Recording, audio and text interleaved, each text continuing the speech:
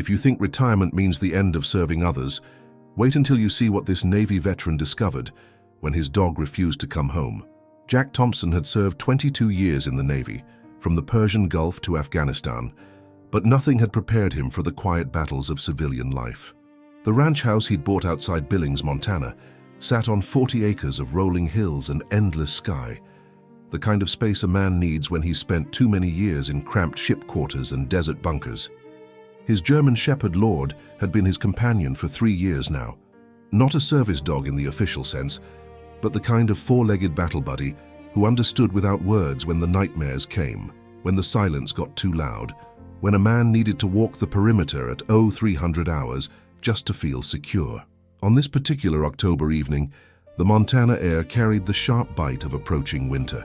Jack had finished his usual routine, checking the fence line, securing the small barn where he kept his tools, ensuring everything was squared away the way the military had taught him. Order, discipline, purpose. Lord trotted beside him, nose constantly working the wind, ears alert to sounds Jack's aging hearing might miss. At 58, Jack moved with the careful precision of a man whose body had absorbed decades of hard service, but his eyes remained sharp, constantly scanning, always aware. They were heading back toward the house when Lord suddenly stopped. The dog's entire posture changed in an instant. Head high, body rigid, focused on something beyond the tree line that bordered the eastern edge of Jack's property. A low whine escaped Lord's throat, not fear, but urgency, recognition. "What is it, boy?" Jack's voice carried the quiet authority of a man accustomed to command, but Lord didn't respond to the usual signals. Instead, the German Shepherd took 3 deliberate steps toward the trees, then looked back at Jack with those intelligent brown eyes that had learned to communicate across the species barrier. Jack followed his companion's gaze into the gathering dusk. Beyond his property line, maybe a quarter-mile through the timber, he could make out the silhouette of a structure he'd noticed before, but never investigated. Local records called it the old Hendricks place, abandoned for 15 years, slowly being reclaimed by the Montana wilderness. Lord whined again, more insistent this time, and took several more steps toward the fence. "Easy, Lord. Whatever's out there can wait until morning." But Lord had other plans. With a grace that belied his 70-pound frame, the German Shepherd squeezed through a gap in the fence line Jack hadn't even noticed and began trotting toward the abandoned house. He paused every few yards, looking back to ensure his human was following. Jack felt something familiar stirring in his chest, the same instinct that had kept him alive through 2 decades of military service. Lord wasn't just curious or distracted. This was purposeful, urgent. "Lord, get back here!" The command echoed across the empty landscape, but Lord continued his determined march toward the distant structure. Jack cursed under his breath, grabbed his heavy-duty flashlight from his belt, and squeezed through the same fence gap his dog had used. The abandoned house materialized from the shadows as they approached. 2 stories of weathered wood siding and broken windows, surrounded by the skeleton remains of what had once been a proper farm. A collapsed barn leaned drunkenly against a stand of cottonwoods. Rusted farm equipment created jagged silhouettes in the tall grass. Lord had reached the house and was circling it with the methodical precision of a trained search animal. His behavior reminded Jack of the bomb-sniffing dogs he'd worked with overseas, focused, systematic, driven by purpose rather than mere curiosity. "What are you onto, boy?" The front porch sagged dangerously, its boards rotted and unreliable. Jack tested each step carefully, his flashlight beam revealing layers of accumulated debris, leaves, broken glass, the scattered remains of whatever wildlife had claimed this place. Lord disappeared around the side of the house, and Jack heard a sound that made his blood run cold. A sharp, distinctive whimpering that definitely wasn't coming from his German Shepherd. Jack rounded the corner of the house, just as his flashlight beam illuminated a scene that transported him instantly back to every rescue mission he'd ever been part of. Tucked against the foundation, partially hidden beneath a collapsed section of siding, was a makeshift shelter. And inside that shelter, barely visible in the shadows, were eyes. Multiple pairs of eyes, reflecting his flashlight beam like tiny mirrors in the darkness. Lord had positioned himself between Jack and the shelter, his body language protective rather than aggressive. The whimpering continued, weak, desperate sounds that spoke of hunger, fear, and abandonment. Jack dropped to one knee, playing his flashlight beam more carefully across the improvised den. What he saw made his throat tighten with a familiar mixture of rage and determination that he hadn't felt since his last deployment. Puppies, 4 of them, maybe 8 weeks old, huddled together in a pathetic attempt to share warmth. Mixed breed, probably part lab from their size and build. Their ribs showed clearly through thin fur matted with dirt and debris. One appeared to be injured, lying motionless while its siblings pressed against it for warmth. But it was what Jack saw next that triggered every protective instinct honed by years of military service. A chain, heavy gauge, the kind used for towing, wrapped around a concrete block and attached to a makeshift collar around the neck of the largest puppy. Someone hadn't just abandoned these animals. They'd ensured the puppies couldn't escape, couldn't search for food or water, couldn't survive. Lord moved closer to the shelter, his approach gentle and deliberate. The puppies' whimpering intensified, but Jack could see the subtle shift in their body language. Hope mixing with fear, as Lord's presence registered as potential salvation rather than threat. Jack's hands were steady as he reached into his jacket for his phone, but his voice carried the controlled fury of a man who'd seen too much cruelty in too many forms. "Command, this is Thompson. I need backup." But his phone screen showed no signal. Out here, beyond the reach of cell towers, surrounded by Montana wilderness and gathering darkness, they were on their own. Just like every mission that mattered, Jack looked at Lord, who was now lying down near the shelter, his presence clearly calming the terrified puppies. The German shepherd's intelligence showed in every line of his body. He understood the situation, understood what needed to happen next, and he was waiting for his human to catch up. "All right, boy. Looks like we've got work to do." But as Jack began assessing the situation with tactical precision, he noticed something that made his stomach drop. Fresh tire tracks in the dirt beside the house. Recent enough that the afternoon's light rain hadn't washed them away. Whoever had done this might still be around. What Jack discovered next about these puppies would test every skill he'd learned in 2 decades of military service. The tire tracks told a story Jack didn't want to believe but couldn't ignore. Fresh tread marks, probably within the last 24 hours, leading from the gravel road that serviced the abandoned property directly to the side of the house where the puppies were chained. Lord sensed his human's heightened alertness and rose from his protective position near the shelter. The German shepherd's ears rotated like radar dishes, scanning for sounds that might indicate they weren't alone out here in the growing darkness. Jack played his flashlight beam across the ground more systematically now, reading the scene with skills learned in places where attention to detail meant the difference between life and death. Multiple footprints in the soft earth. Boot treads, size 11 or 12. The impressions were deep enough to suggest someone carrying weight, probably bags of dog food or supplies. But it was what he found next that made his jaw clench with controlled rage. Empty cans scattered near the shelter, but not food cans, beer cans, Corona bottles, the debris of someone who'd made an event out of this cruelty. "Sons of bitches made a party out of it," Jack muttered under his breath, his voice carrying the flat, deadly calm that his Navy subordinates had learned to recognize as a warning. Lord whined softly, drawing Jack's attention back to the immediate crisis. The injured puppy hadn't moved, and its breathing appeared shallow. In the military, triage meant making hard choices about who could be saved and who couldn't. Here, facing 4 abandoned animals barely clinging to life, Jack felt the weight of command responsibility settling across his shoulders like a familiar uniform. The largest puppy, the one chained to the concrete block, lifted its head as Jack approached. Despite obvious malnutrition and dehydration, there was something in its eyes that reminded Jack of young sailors on their first deployment, scared but trying to be brave, looking for someone to trust. Jack knelt beside the makeshift shelter, moving slowly to avoid triggering panic. His flashlight revealed the full scope of the situation, and it was worse than he'd initially realized. The chain wasn't just attached to the concrete block, it was threaded through the foundation of the house itself, creating an anchor system that would require tools to break. Whoever had done this had planned it carefully. They'd wanted to ensure these animals died slowly, unable to escape or find help. The injured puppy was actually conscious, Jack realized as he examined it more carefully. A female, from what he could tell, with a deep gash across her left rear leg that had scabbed over but was clearly infected. She was the smallest of the 4, and malnutrition had taken the heaviest toll on her frame. But it was her eyes that hit Jack like a gut punch. Despite everything, the abandonment, the injury, the slow starvation, she was still trying to protect her siblings. Every time Jack moved closer to one of the other puppies, she would struggle to position herself between them and potential danger. "Easy, girl.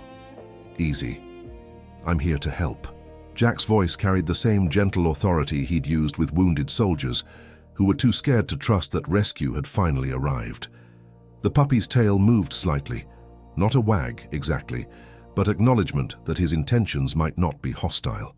Lord had positioned himself at the perimeter of the scene, maintaining watch while Jack worked. The German Shepherd's behavior reminded Jack of the best soldiers he'd ever served with, focused on the mission, but constantly aware of the larger tactical picture. Jack examined the chain system more closely. The concrete block was heavier than it looked, probably 60 pounds, and the chain itself was secured with a padlock. Professional grade, not something that could be broken with bare hands or improvised tools. But Jack Thompson hadn't survived 22 years in the Navy by accepting the impossible. He pulled out his multi-tool, a military-grade piece of equipment that had gotten him out of more tight situations than he cared to remember. The padlock was beyond its capabilities, but the chain links themselves showed signs of rust and wear from Montana weather. Working in the beam of his flashlight, Jack began applying pressure to the weakest link he could identify. The metal was cold and stubborn, but he'd broken stronger things with nothing but persistence and the right application of force. Lord suddenly stood, his attention focused on something beyond the range of Jack's flashlight.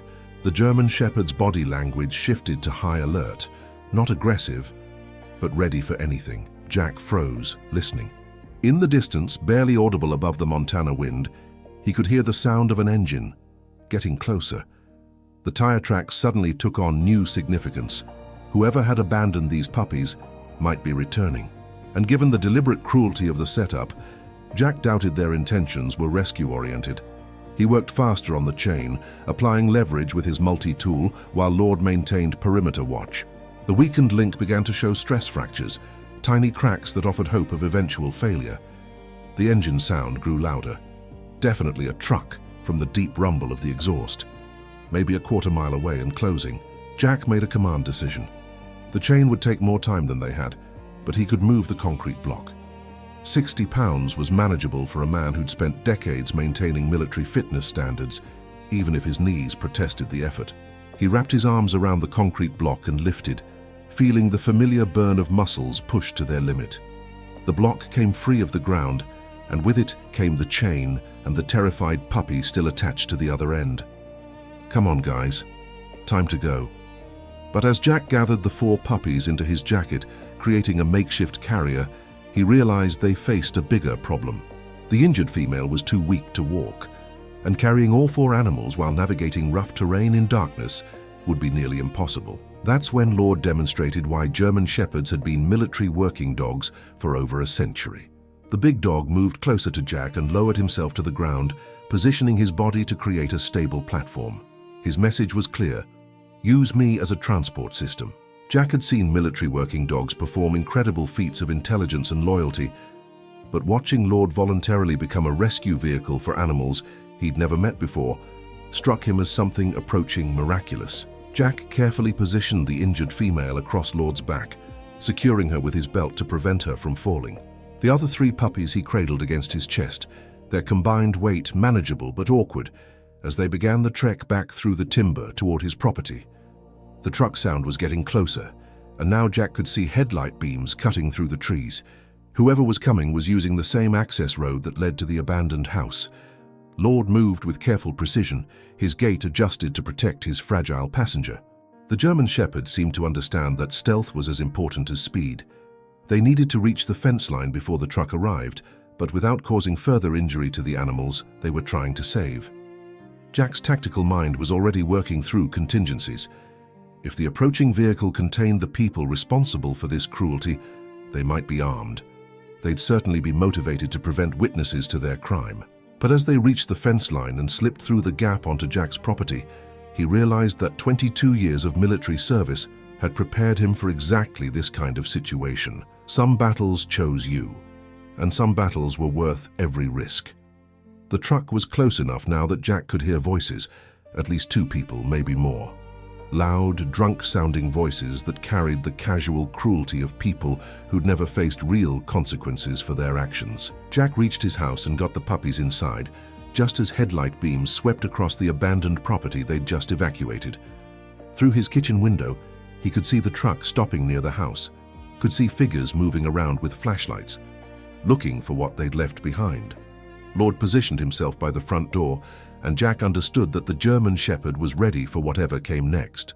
But as Jack reached for his phone to call the sheriff, he realized this night was far from over, because the people who'd done this were about to discover their victims were gone, and they were going to want them back. What happened when those men discovered their victims were missing would test every ounce of Jack's military training. Through his kitchen window, Jack watched the flashlight beams sweep frantically around the abandoned house. He could hear voices now, angry, confused voices that carried clearly across the quarter-mile of open ground between properties. "They're gone, man. All of them. That's impossible. They were chained up tight. Well, they ain't here now. Someone took them." Jack felt Lord tense beside him. The German Shepherd had positioned himself between the front door and the 4 puppies, who were now arranged on an old blanket near the wood stove. The injured female had managed to drink some water from the bowl Jack had provided, but she was still critically weak. Jack's military training kicked in automatically. Assess the threat, secure the civilians, prepare for contact. He moved to his gun safe, a decision that felt both necessary and inevitable. The Sig Sauer P320 had been his sidearm during his final deployment, and muscle memory guided his movements as he checked the magazine and chambered a round. Not because he wanted violence, but because 22 years of service had taught him that sometimes violence chooses you regardless of your preferences. The voices from across the property were getting louder, more agitated. Someone had to see us, had to follow us. Probably some bleeding heart animal lover. We need to find them before they call the cops. Jack's jaw tightened. He'd dealt with bullies before, the kind of people who picked on those who couldn't fight back, who found entertainment in others' suffering. They were cowards at heart, but dangerous cowards who became unpredictable when their cruelty was challenged. His phone finally showed a signal, and Jack dialed 911. But as he explained the situation to the dispatcher, he realized help was at least 30 minutes away. The sheriff's department covered a huge territory, and deputies were spread thin across Montana's vast distances. 30 minutes might as well be 30 hours. Through the window, he watched the truck's headlights begin moving, not away from the abandoned house, but toward his property. They'd figured out where the puppies had gone, and they were coming to retrieve what they considered their property. Lord's low growl confirmed what Jack already knew. They had company. The truck pulled into Jack's driveway with the aggressive confidence of people who'd never encountered real resistance. 3 men climbed out, and even in the darkness, Jack could read their body language. Drunk enough to be stupid, sober enough to be dangerous. The leader, tall, heavy-set, wearing a baseball cap pulled low, carried what looked like a tire iron. The other 2 flanked him, trying to project intimidation through swagger and loudness. Jack stepped onto his front porch, the P320 visible but not raised. Lord emerged beside him, and the German Shepherd's presence seemed to give the 3 men pause. "Evening, gentlemen. Something I can help you with?" Jack's voice carried the flat, professional tone of a man who'd faced down threats in places these 3 couldn't imagine. The kind of calm that comes from knowing exactly what you're capable of when pushed. Baseball Cap stepped forward, but not as confidently as he'd exited the truck. "You got some property that belongs to us, old man. 4 puppies we left on the Hendricks place. We want 'em back." "Property?" Jack's voice remained steady, but Lord could sense the controlled fury building in his human. The German Shepherd's hackles rose slightly, a subtle warning that these 3 men were too drunk to recognize.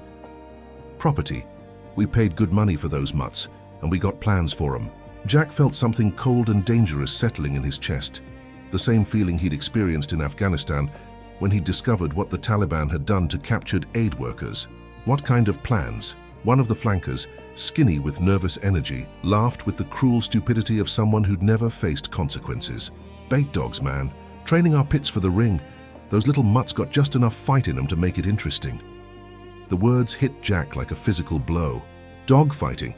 They'd chained those puppies near the abandoned house not just to die, but to suffer first, to be used as living practice dummies for fighting dogs being trained for illegal combat.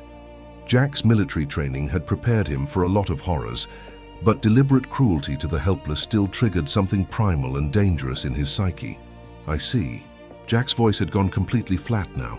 The tone that his Navy subordinates had learned meant someone was about to have a very bad day. And you think I'm going to hand them over?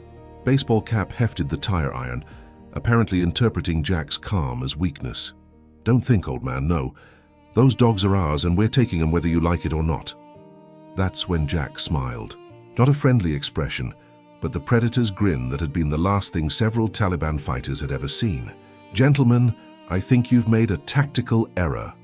Lord stepped forward, his 70 pounds of trained muscle moving with the fluid grace of a working dog who'd spent years reading human body language.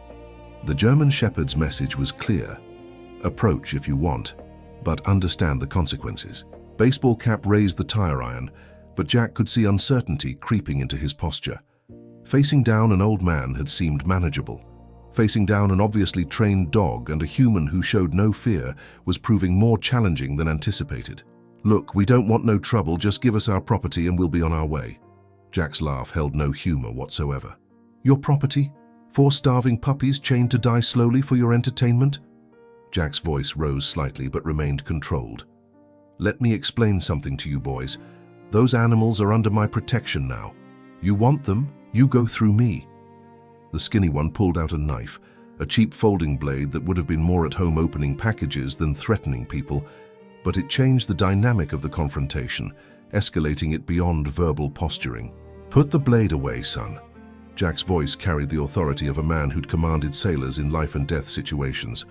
You're already looking at animal cruelty charges. Don't add assault with a deadly weapon to your problems. But drunk logic and actual logic were 2 different things. Baseball Cap seemed to interpret the knife as permission to escalate further, raising the tire iron with clear intent. That's when Lord demonstrated why German Shepherds had been military working dogs for over a century. The attack came with lightning speed and surgical precision. Lord didn't maul or savage, he controlled. The tire iron went flying as 70 pounds of trained muscle knocked Baseball Cap to the ground. Powerful jaws clamping down on the man's wrist with exactly enough pressure to immobilize without causing permanent damage. The other 2 men froze, suddenly understanding that they'd brought knives to a gunfight, metaphorically speaking. Jack stepped forward, the P320 now raised and steady. Here's how this is going to work. You're going to get in your truck and drive away. You're going to forget you ever saw this place. And if I ever about you hurting animals again, we're going to have another conversation. Baseball Cap, pinned beneath Lord's controlled aggression, managed to nod frantically. But before you go, Jack continued, his voice carrying the cold professionalism of a man delivering non-negotiable terms, you're going to understand something. I served 2 tours in Afghanistan and 1 in Iraq. I've dealt with people who thought cruelty made them strong, who believed hurting the helpless made them powerful. Jack paused, letting that sink in. None of them were right, and none of them ended up better for the experience. Lord released his grip on Baseball Cap's wrist and stepped back, but remained positioned to attack again if necessary. The man scrambled to his feet, cradling his hand, but apparently uninjured beyond bruised pride and shocked sobriety. The 3 men backed toward their truck with the careful movements of people who'd suddenly realized they were completely outclassed. This ain't over, old man. Jack's smile returned, cold and promising. Son, for your sake, I hope it is. As the truck's taillights disappeared down his driveway, Jack felt Lord lean against his leg. The German Shepherd's message was clear. Mission accomplished, threat neutralized, package secure. But as Jack looked at the 4 rescued puppies through his kitchen window, he realized the real mission was just beginning. Because saving lives was only the first step. The hard work came in helping them heal. What Jack discovered about healing, both his own and the puppies, would change everything he thought he knew about purpose after service. Dawn came slowly over the Montana ranch, painting the eastern hills in shades of gold that reminded Jack of better mornings in better places. He'd spent the night on his living room couch, not because it was comfortable, but because the 4 rescued puppies needed constant monitoring. The injured female, the one Lord had carried to safety, had developed a fever during the night. Jack had dealt with enough field medicine to recognize the signs of systemic infection. Without veterinary care, she might not survive another 24 hours. But the nearest emergency animal hospital was in Billings, 45 minutes of mountain roads that could be treacherous in a vehicle carrying critically injured passengers. Jack had made harder calls with less information during his military service, but somehow this felt more personal, more consequential. Lord had appointed himself chief of security for the impromptu recovery ward. The German Shepherd positioned himself where he could monitor all 4 puppies while maintaining sightlines to the doors and windows. Old habits from their shared military experience. Always know your exits, always watch the perimeter. Jack's phone buzzed with a text from Sheriff Martinez, confirming that deputies had arrested the 3 men at a truck stop outside Billings.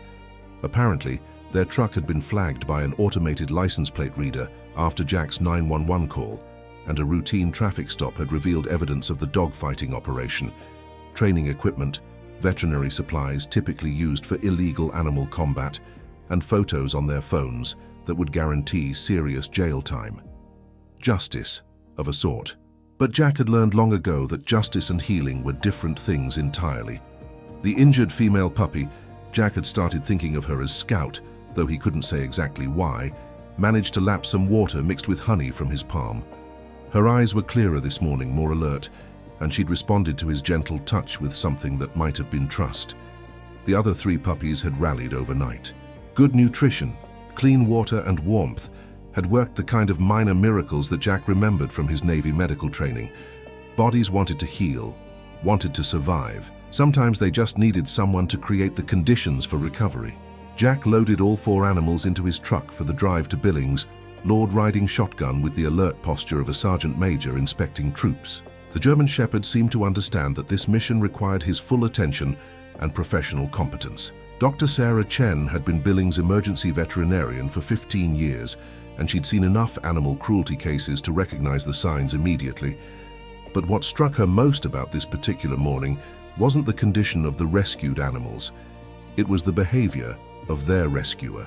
Military, she asked Jack as he carried Scout into the examination room, with the careful precision of someone accustomed to handling fragile, precious cargo. Navy. Retired 3 years ago.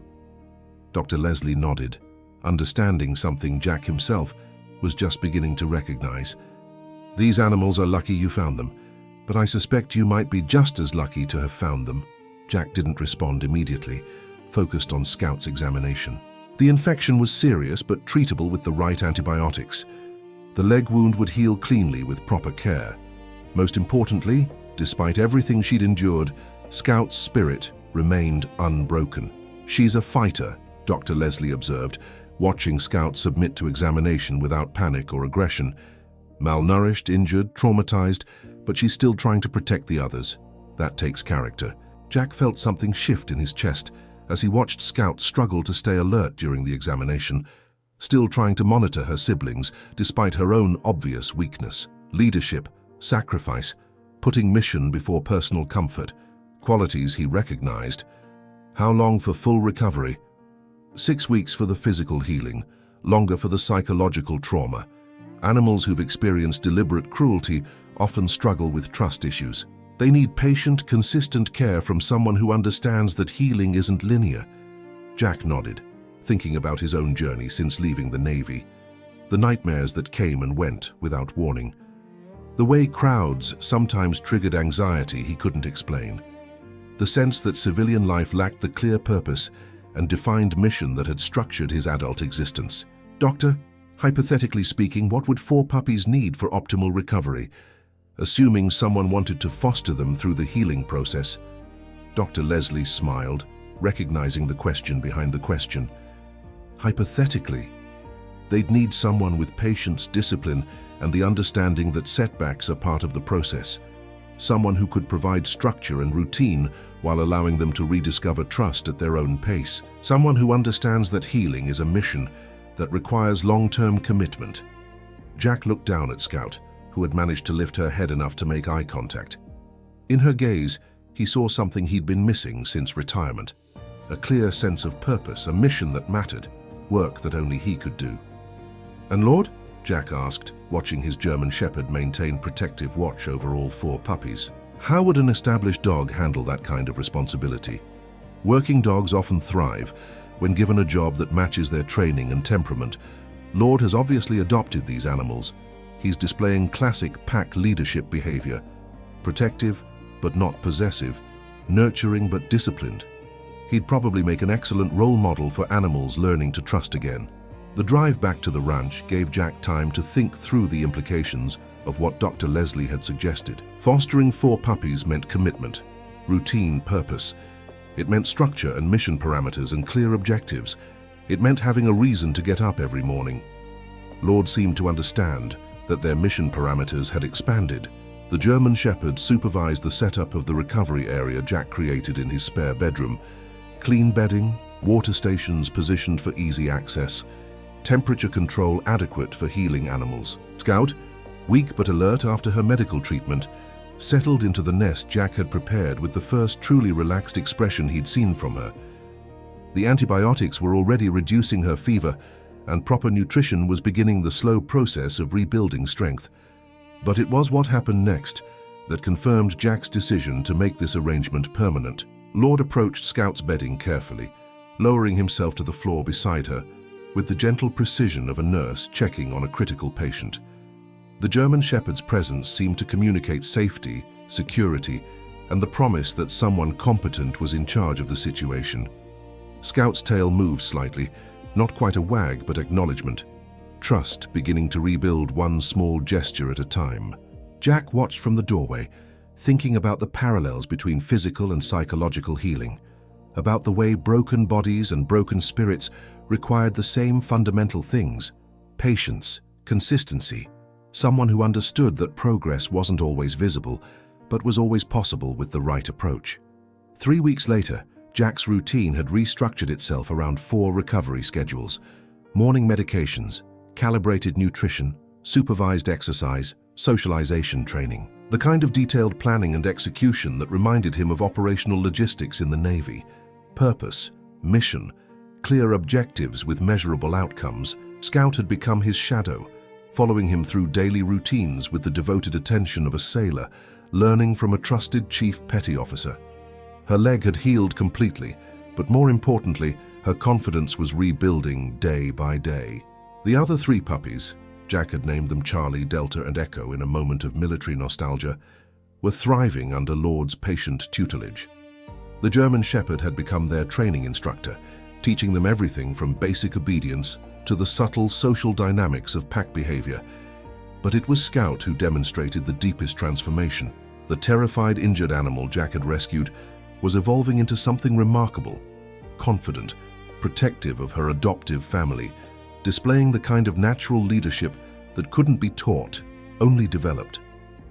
On a Thursday evening in November, as Montana snow began painting the landscape white, Jack received a phone call that would test everything they'd built together. Dr. Leslie's voice carried excitement and opportunity in equal measure. "Jack, I've got a proposition for you. The state is looking for volunteer teams to work with their animal rescue operations, experienced handlers with trained dogs who can help with cruelty investigations and recovery operations. The pay is minimal, but the work is meaningful. Interested?" Jack looked around his living room, where 4 healthy, confident animals were arranged in various states of relaxation and play. Lord maintained his supervisory position, alert but content. Scout looked up from the rope toy she'd been systematically demolishing, her eyes bright with intelligence and trust. A new mission, purpose that extended beyond his own property lines, the chance to use everything the military had taught him about leadership, logistics, and never leaving anyone behind. "Dr. Leslie, when do we start?" What Jack and his pack accomplished in their first year of service would prove that some missions choose you, and some families are forged in the crucible of shared purpose. 6 months after that phone call, Jack Thompson stood in the pre-dawn darkness outside a warehouse in Great Falls, Montana, preparing for what state officials were calling the largest animal cruelty bust in the region's history. Anonymous tips had led investigators to a suspected dogfighting operation with connections across 3 states. Lord sat at attention beside him, wearing the official vest that marked him as a certified search and rescue animal. But it was Scout who'd surprised everyone by testing into the state's specialized recovery program, animals who worked with traumatized victims, providing comfort and demonstrating that trust was possible again. At 18 months old, Scout had grown into a striking mix of intelligence and compassion. Her early trauma had taught her to read suffering in ways that amazed even experienced animal behaviorists. She could identify the animals who needed gentle encouragement versus those who required space and patience, could somehow communicate that she understood fear and pain because she'd survived both. "Thompson, you ready for this?" Detective Maria Santos approached with the grim expression of someone who'd seen too much human cruelty directed at helpless victims. She'd worked with Jack's team on 4 previous operations and had learned to trust his judgment about animal behavior and recovery protocols. "We're ready?" Jack's response carried the quiet confidence of a man who'd found his purpose again. Behind him, Charlie, Delta, and Echo waited in the transport van. Charlie trained for search operations, Delta specialized in calming aggressive animals, and Echo had become expert at identifying injured victims who tried to hide their pain. The warehouse contained horrors that would have broken Jack's heart 3 years earlier, before Scout had taught him that survival was possible, that healing could happen, that purpose could emerge from the darkest places. 43 dogs in various stages of abuse and neglect, fighting rings constructed with professional precision, evidence of systematic cruelty designed to maximize profit from animal suffering. But what happened next demonstrated why Jack's team had become legendary among Montana's animal rescue community. Lord led the tactical entry, his military training allowing him to clear spaces and identify threats with precision that impressed even veteran law enforcement officers. Scout moved through the recovered animals like a therapy dog with a master's degree in trauma psychology, somehow communicating that rescue was real, that safety was possible. The most traumatized animal was a pit bull who'd been used as a bait dog, deliberately injured to train fighting dogs without risking valuable assets. She cowered in the corner of her cage, convinced that every human approach meant more pain. Scout approached slowly, lowering herself to the ground in the universal canine gesture of non-aggression. For 10 minutes, she simply existed near the terrified pit bull, demonstrating through stillness and patience that not all contact had to hurt.